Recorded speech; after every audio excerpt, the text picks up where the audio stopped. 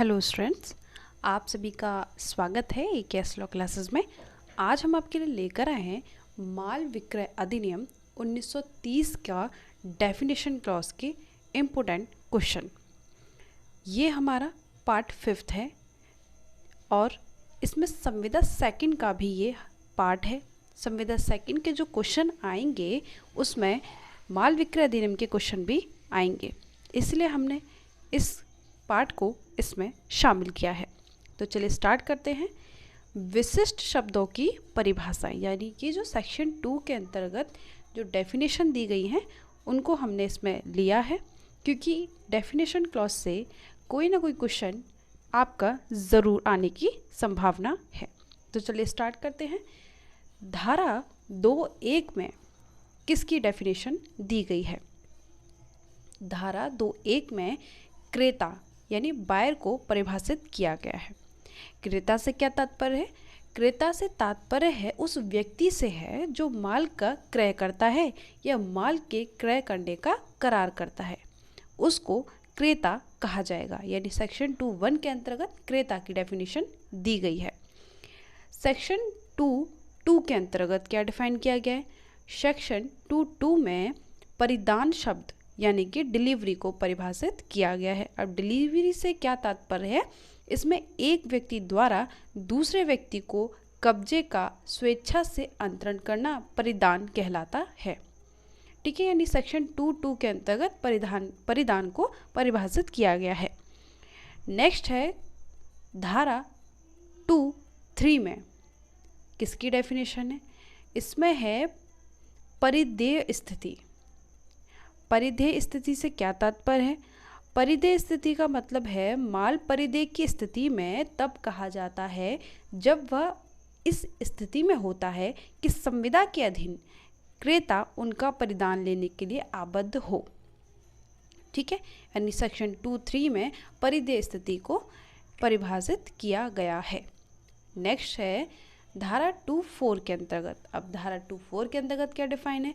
इसमें है माल के हक का दस्तावेज के संबंध में बताया गया है। यानी माल के हक का जो दस्तावेज है उसके संबंध में बताया गया है। यानी सेक्शन 2(4) के अंतर्गत माल के हक का दस्तावेज के संबंध में बताया गया है। नेक्स्ट है धारा 2(5). धारा 2(5) में क्या डिफाइन है? कसूर के संबंध में बताया गया है। कसूर से क्या तात्पर्य है? किसी माल में कसूर अर्थात दोष का अर्थ है सदोष कार्य या व्यतिक्रम द्वारा दोष उत्पन्न होना। ठीक है, यानी 2(5) के अंतर्गत कसूर को डिफाइन किया गया है। अब दोबारा से इसको एक बार रिवीजन कर लेते हैं कि सेक्शन 2(1) में क्रेता को डिफाइन किया गया है, सेक्शन 2(2) में परिधान को डिफाइन किया गया है, सेक्शन 2(3) में परिधेय स्थिति को डिफाइन किया गया है, सेक्शन 2(4) में माल के हक का दस्तावेज के बारे में बताया गया है और सेक्शन 2(5) में कसूर के संबंध में बताया गया है। तो इस तरीके से हमने सेक्शन 2(1) से लेकर के 2(5) तक क्लियर कर लिया है। अब हम आगे बढ़ते हैं। ठीक है, अब है सेक्शन 2(6). सेक्शन 2(6) के अंतर्गत क्या डिफाइन किया गया है? सेक्शन 2(6) के अंतर्गत बताया गया है भावी माल। भावी माल से क्या तात्पर्य है? कि भावी माल का तात्पर्य उस माल से है जिसे विक्रय की संविदा के पश्चात विक्रय द्वारा बनाया जाना, उत्पाद किया या प्राप्त किया जाना है। ठीक है, यानी सेक्शन 2(6) में भावी माल को डिफाइन किया है। सेक्शन 2(7) में क्या है? सेक्शन 2(7) में माल शब्द को परिभाषित करती है। ठीक है, यानी माल से क्या तात्पर्य है? एक ही किस्म की जंगम संपत्ति माल है।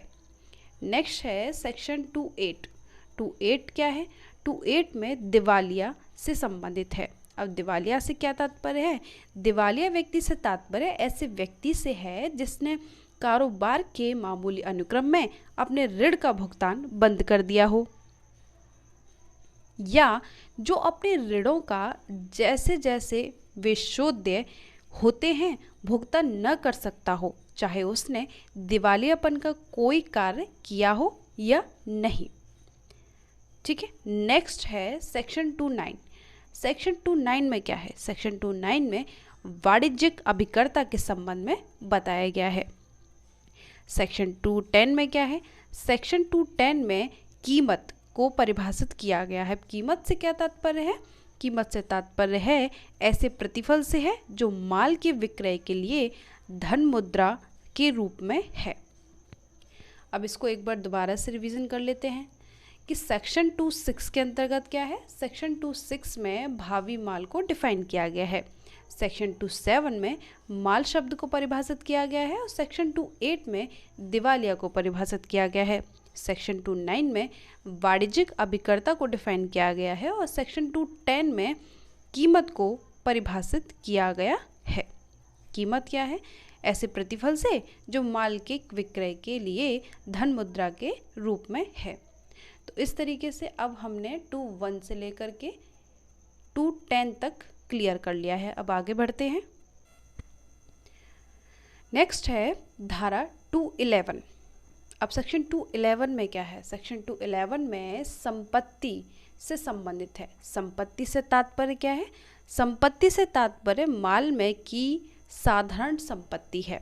ठीक है, यानी सेक्शन 211 में संपत्ति के संबंध में डिफाइन किया गया है। अब सेक्शन 212 क्या कहता है? सेक्शन 212 कहता है माल की क्वालिटी से संबंधित है। माल की क्वालिटी के अंतर्गत उसकी स्थिति या दशा भी आती है। ठीक है, यानी सेक्शन 212 में माल की क्वालिटी डिफाइन है। नेक्स्ट है सेक्शन 213। सेक्शन 213 में विक्रेता की परिभाषा दी गई है। विक्रेता से तात्पर्य उस व्यक्ति से है जो माल का विक्रय करता है या जो माल के विक्रय करने का करार करता है। ठीक है, नेक्स्ट है सेक्शन 214। 214 क्या कहता है? 214 कहता है कि विनिर्दिष्ट माल को परिभाषित करना, यानी विनिर्दिष्ट जो माल है उसको सेक्शन 214 में डिफाइन किया गया है। इसका तात्पर्य क्या होगा?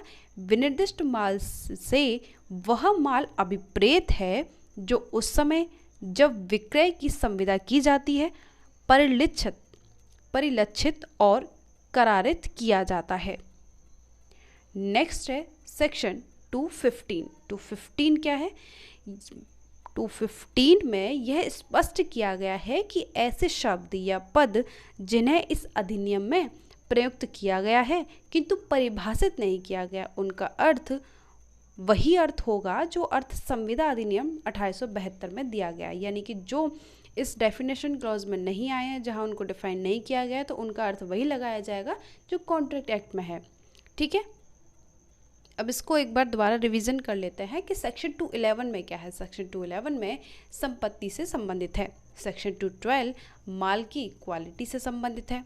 सेक्शन 213 विक्रेता की डेफिनेशन दी गई है। सेक्शन 214 में विनिर्दिष्ट माल को परिभाषित किया गया है। सेक्शन 215 हमने आपको बता दिया कि जो उसमें डिफाइन नहीं है उसका अर्थ जो है कॉन्ट्रैक्ट में जो दिया गया है उससे लगाया जाएगा। ठीक है, तो इस तरीके से हमने सेल ऑफ गुड्स के डेफिनेशन क्लॉज को क्लियर किया है। इसके एमसीक्यू क्वेश्चन हम आगे लेकर के आएंगे। उम्मीद है आपको ये वीडियो ज़रूर पसंद आई होगी। आप हमारे चैनल को ज़्यादा से लाइक करें, शेयर करें, सब्सक्राइब करें और अपने दोस्तों को भी ज़रूर शेयर करें जिससे कि वो भी इसका लाभ उठा सकें। Okay, thank you so much.